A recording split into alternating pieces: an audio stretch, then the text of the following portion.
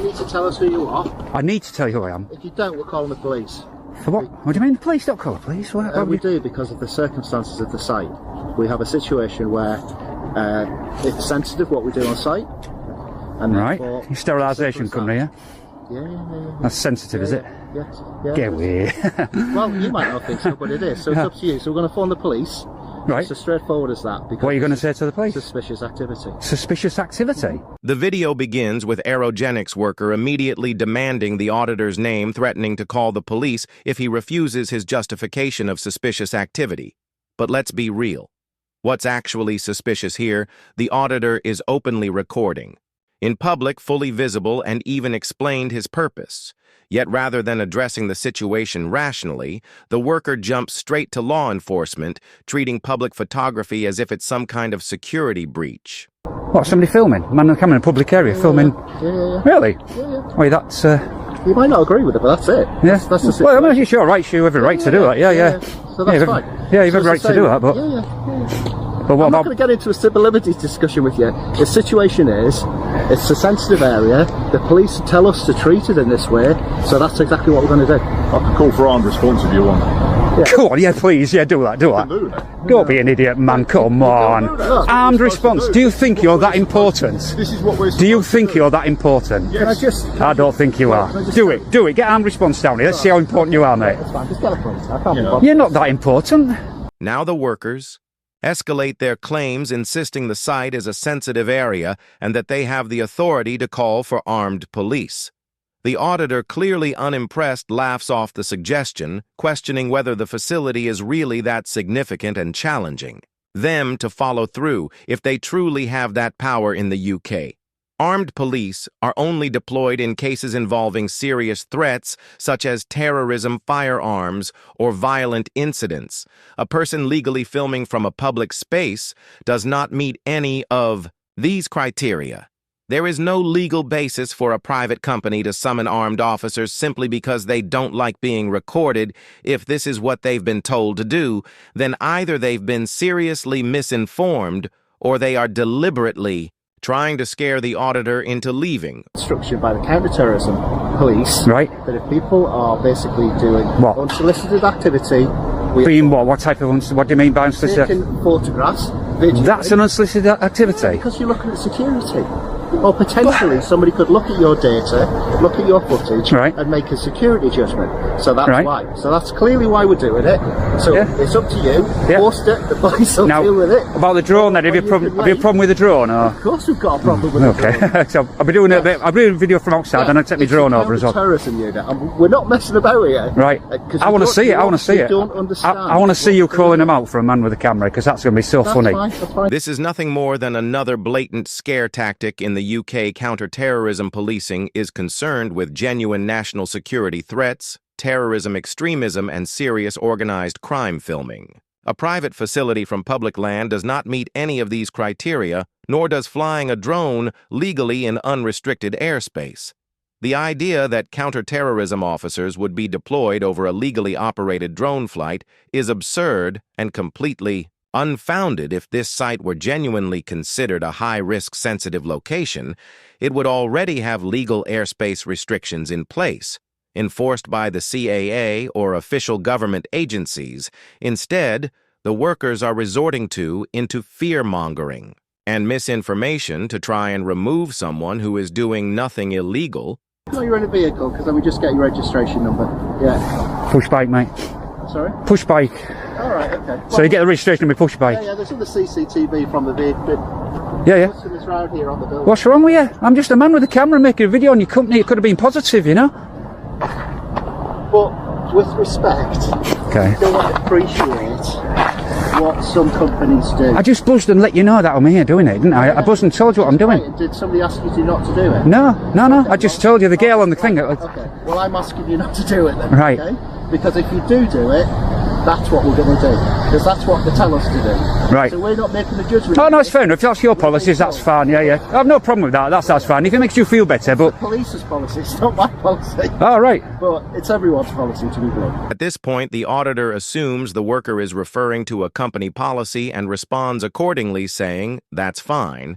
But then the worker shifts his position. claiming it's actually police policy. Not the company's, this sudden change in explanation is a major red flag. It suggests that either he doesn't fully understand what he's been told, or he's making it up to sound more authoritative. There is no official UK police policy requiring businesses to report public filming to counter-terrorism policing, and as long as the auditor is standing in a public place, there are no laws being broken if there were actual legal restrictions, such as prohibited sites under the Official Secrets Act. There would be clear signage, legal enforcement, or designated no filming zones. This shifting explanation exposes a fundamental problem.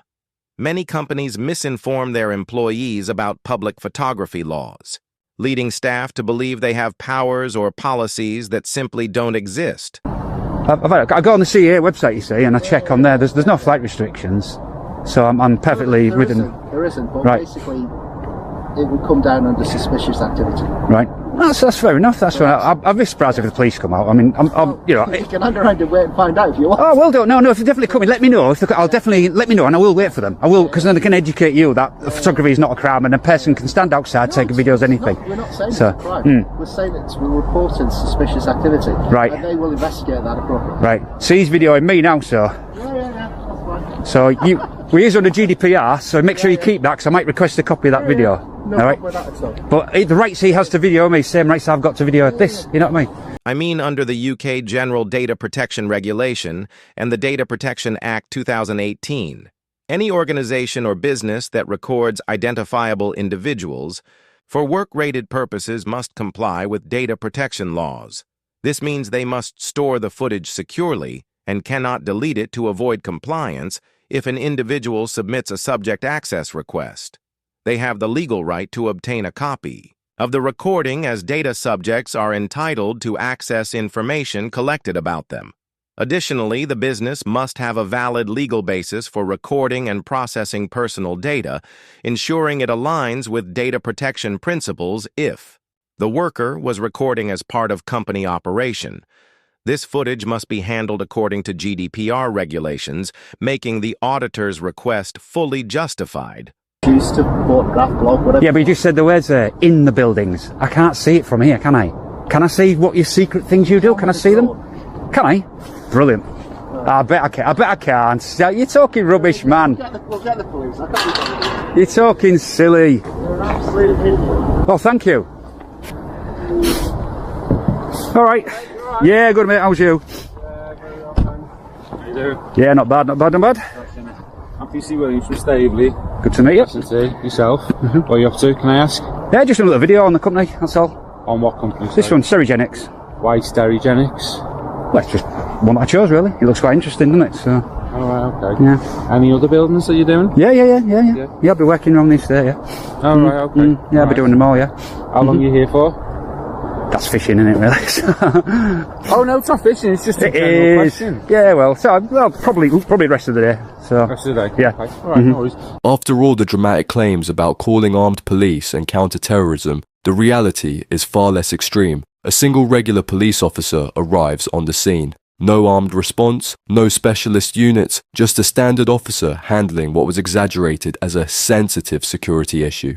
This immediately exposes the empty threats made by the workers. If this facility was truly a high security site, and if filming was genuinely considered a serious security risk, then armed officers or specialised units would have been dispatched. Well, like I said, I'm from Staveley S&T, Safety Okay. Neighbourhood Team, so this is part of my patch. Okay, right, yeah. So, obviously, we've had a call from the site just to say they're a bit concerned there's a male with a balaclava on. Yeah. Flying Snood. Yeah. Yeah. Do you mind pulling your face down, or? Do I need to? Don't have to. No. Obviously, it's just out of respect, isn't it? Out of common courtesy. No, it's out of respect that you respect that I keep my face covered as well, so surely it works both ways, doesn't it? I'm not here to cause an argument. No, cool, yeah, okay. Obviously, I'm here because obviously there is some sensitive sites around here. Right. Okay. And obviously that's why we've been called. Okay. Okay. Yeah. Obviously, you don't know what sites do at these. That's what I'm finding out now with my drone and everything, so that's what I want to find out, you see. After all the dramatic claims about calling armed police and counter-terrorism, the reality is far less extreme. A single regular police officer arrives on the scene. No armed response. No specialist units, just a standard officer handling what was exaggerated as a sensitive security issue. This immediately exposes the empty. Threats made by the workers, if this facility was truly a high-security site, and if filming was genuinely considered a serious security risk, then armed officers or specialized units would have been dispatched. Like a blogger. Do I have cameras? You've got your face covered, obviously you've got a drone flying overhead. Yeah. But I could have done that hidden in the bushes somewhere, they wouldn't have seen me. you could do. If I was Yeah, you doing, could do. I'm not doing hostile reconnaissance, am I? This is not hostile reconnaissance. I'm more there to have than obviously, covert. as you can appreciate, the I even staff- wasn't letting them know what I was doing. Yeah. So- Well, as you can appreciate, the staff don't want any person with drones or. But that doesn't trump my rights, does it? Officer's job is to enforce the law, not to make people feel comfortable. Whether the staff want to be filmed or not is completely irrelevant. Public photography is legal, and personal preferences don't override the law. Instead of educating the staff that they have no right to stop filming the officer is certainly trying to guilt RP, the auditor, making him feel as if he's the problem for simply exercising his rights. This is highly unprofessional. A police officer should remain impartial, not act as a spokesperson for a private company's discomfort. If a law isn't being broken, then that should be the end of the discussion. But instead, this officer is using social pressure to try and achieve compliance, rather than simply stating that the auditor is within his rights to film. You say at the end of the phone, is entitled to do that, mate. Just leave him alone. Why have you come out? Well, just to see what's going on. Right. Yeah, to make sure It's a waste not of police hostile time, isn't reconnaissance. It's not, because it's our area. We work with all the companies around How much here. hostile reconnaissance have you heard of where they go buzz and let you know what they're doing and even chat to the employees? You know? No, I appreciate that. He's hostile to me. He's called me an idiot twice. Yeah. He's been hostile to me. This exposes a major flaw in how officers handle these types of calls. If the police truly understood and upheld the law, they would educate businesses instead of entertaining baseless complaints. The fact that the officer is here at all, rather than simply telling the staff over the phone that the auditor is within his rights, proves that this is not about law enforcement, but about appeasing private interests. Instead of enforcing actual laws, the officer has reinforced the false idea that public filming is suspicious or problematic by attending and engaging in this situation.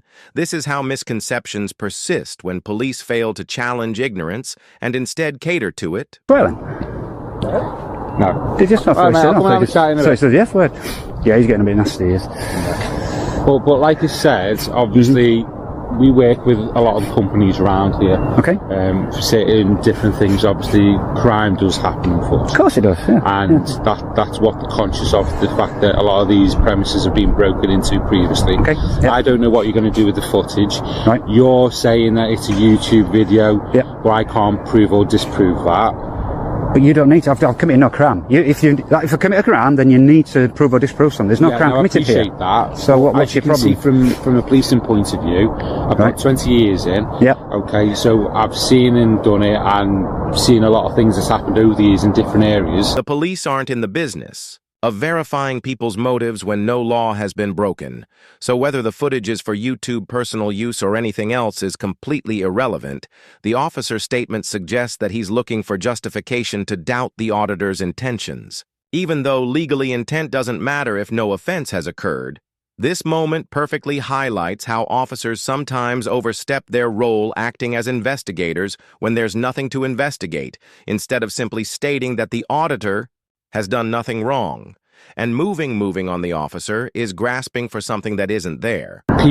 Criminals do use these type of videos online to scope out the premises to see where Really? they do. They've told me. Oh, I don't believe it. I don't believe it. Why they just come and look through? I can come and look through the gate, can't I? Why would they? When there's loads of cameras, so they don't want to put them. They use Google Maps as well. Exactly. They use Google Maps, but sometimes Google Maps doesn't update as quick as some of the videos. Yeah. And then obviously you've got this, and you've got all the angles, all the heights and levels and things like that. Yeah. So they can see how to get into premises. Does that make sense? The officer does have a valid point. Criminals can and do use publicly available footage to scope out locations. However, that doesn't make what the auditor is doing illegal. Just because something can be misused by criminals doesn't mean it should be automatically treated as a crime. For example, company websites and even news footage all provide detailed views of buildings and premises. And yet they are not illegal. If someone takes photos of a bank for architectural purposes, that doesn't mean they're planning a robbery. It's the intent behind an action that determines criminality, not the action itself. So while the officer's concern about criminals using online footage is understandable, it's not a justification to challenge someone engaging in a completely legal activity. If I was going to rob, I mean, there must be a big criminal that's come and rob some. I'd come and have a look. No, I'd come and have a look myself, wouldn't I? I'd come and have a look. I'd do it covertly. I'm overt. I'm totally overt. So it's totally covert there would be. But if I was a criminal and I didn't want to get caught, I wouldn't rock up in a car or on foot where I could see scoping out property. Because they even do it with burglaries as well. They go on Google Maps or any type of video footage that they've got online. Scope out nice properties. Okay. So they do it. They do use that technology. It's known. Well, not it's there, isn't it? I know it's on Google searches. It can be good and bad. With phones and things like that, you can see that they've done it. That's why we've been called. Because obviously, like I said, there's a guy here with a balaclava on, driving a snooze, flying a drone over a site, and I like obviously the gentleman that came out there. He's obviously a bit nervous. Have you got any identification on you at all, please? I just wondering what you're doing. Do I need identification? Yes. Oh. You need to provide me with some identification, just so who you Under are. what section? Under what section of the law? Section 1. Section 1? Yeah, Section 1, Police Criminal Evidence Act. I don't think so. Section 1 of PACE only grants police the power to stop and search an individual if they have reasonable suspicion that the person is carrying stolen or prohibited items such as drugs or weapons. It does not give officers the authority to demand identification from someone who is simply filming in public. The auditor immediately questions the legality of the request, asking if he is actually required to provide ID. The fact that the officer confidently states yes, when the law does not support that claim, is a serious problem. Officers are expected to know the limits of their powers, and misquoting legislation to pressure someone into compliance is misleading and unprofessional. What makes this even worse is that earlier in the video, the officer claimed to have 20 years of experience in the police, yet despite 2 decades in the job, he is either unaware of the limits of Section 1 of PACE or is deliberately misusing it to try and obtain ID without lawful grounds. If an officer with this much experience doesn't know that ID is not legally required in this situation, what does that say about policing standards? Obviously, you're flying over sensitive. So I'm a man with a camera, flying to you demanding ID. Do you really want to go down that route? Yeah. Because I will do a civil claim against this. Are you sure? What do you mean do a civil claim? Because you're misusing, you're abusing Section 1 of PACE. Yes, absolutely. Right. I'm a man with a camera, I've committed no crime. You have no suspicion that I'm a criminal. Yet you are demanding my details. I don't know that, do I? There's no suspicion. If the officer continues to demand identification without legal grounds, he could be held accountable for misuse of police powers, as he is falsely claiming authority on the PACE despite having no reasonable suspicion. This also raises concerns about a breach of human rights, specifically Article 8 of the Human Rights Act, as the auditor is being pressured into providing personal details without legal justification. Additionally, if the officer were to escalate the situation and detain the auditor for non-compliance, this could amount to false imprisonment, a serious legal violation that could form the basis of a strong civil claim against the police. Okay, guys, so he's pushing for my details. He's misusing Section 1 of PACE. Under the threat of arrest, then I will have to give him my details, but that will be an abuse and there'll definitely be a civil claim against this. There you go. Let me just speak to the staff inside, mate. It's okay. Okay. Is that the end of it, yeah? We're finished. Yeah, not a minute, mate. No, what's Am I detained? Am I detained? No. Okay. Just so I know. I'll wait for you, but just so I know. All sorted? Yeah, lovely. Thank you very much for your time. Thank you for your time, sir. Good day. And you. Thank you.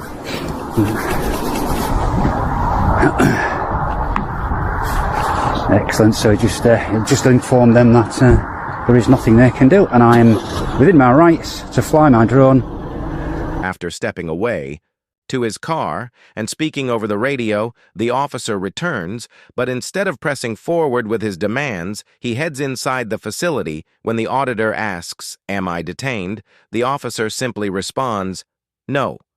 This moment is telling. It's clear that, while in the car, the officer likely realized he was about to overstep his authority and chose to back off rather than escalate into an unlawful detention. Now, to conclude this episode, this entire situation never needed to happen. The auditor was filming legally in a public space, yet from the moment stereogenic staff confronted him, they tried every tactic possible to remove him, from making baseless security claims to falsely invoking counterterrorism to threatening armed police. Instead of simply accepting that public filming is not illegal, they weaponized suspicion to justify calling the police when the officer arrived. He failed to do what he should.